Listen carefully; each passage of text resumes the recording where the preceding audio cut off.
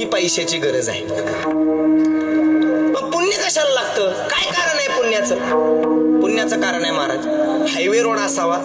ऐका बरं सगळ्यांनी, हायवे रोड असावा, ऐन 25च्या घरातलं पोरगा असावं, ऐन 25च्या, आणि बाईकवरती म्हणजे मोटरसायकलवरती चालत असावं, आणि चालता चालता एखादी ट्रक समोरून यावी आणि त्याची धडक व्हावी. आता कोण्या लेकराचं होऊ नये, फक्त उदाहरण म्हणून घ्या. त्याला ऍक्सिडेंट हॉस्पिटलमध्ये ऍडमिट केलेलं असावं आणि मायबाप त्याच्या जवळ बसलेले असावे. खरं सांगू, आई काय करते माहितीये का? संत भगवान बाबाचा फोटो घेते आणि पाण्यामध्ये ठेवते.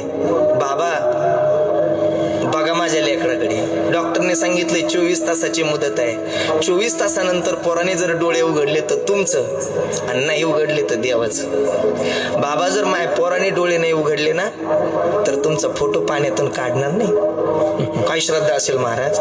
बघा बाबा, माझा पोराने डोळे उघडले पाहिजेत. 24 तासाची मुदत आणि सही घेतात. 16 लाख रुपये भरून घेतले आणि आईची वडिलाची सही घेतली, गेलं तर देवाचं. सही ऐका, 16 लाख रुपये एका मिनिटामध्ये भरले गेले.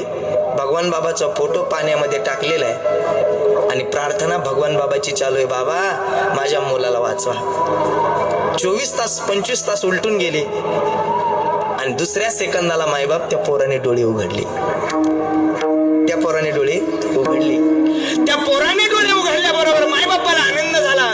बाबाची मूर्ती पाण्यातली बाहेर काढली. बाबा माझ्या मुलाला वाचवलं.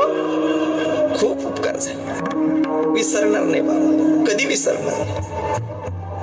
आता सांगा, आमच्यासारखे काही महाराज लोक भेटायला गेले आणि आईला विचारलं, आई बाळ्याची तब्येत बरी आहे का? आई काय सांगते माहितीये का?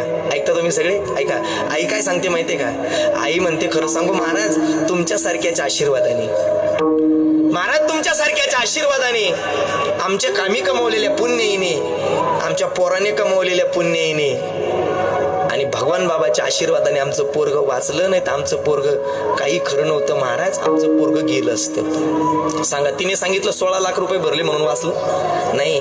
असे किती 16 लाख रुपये भरून गेले महाराज? त्याला कृपेशिवाय पर्याय नाही, त्याला पुण्याईशिवाय पर्याय नाही. त्याला जिवंत पुण्य माणसाचं असणं गरजेचं आहे. पुण्य असलं पाहिजे.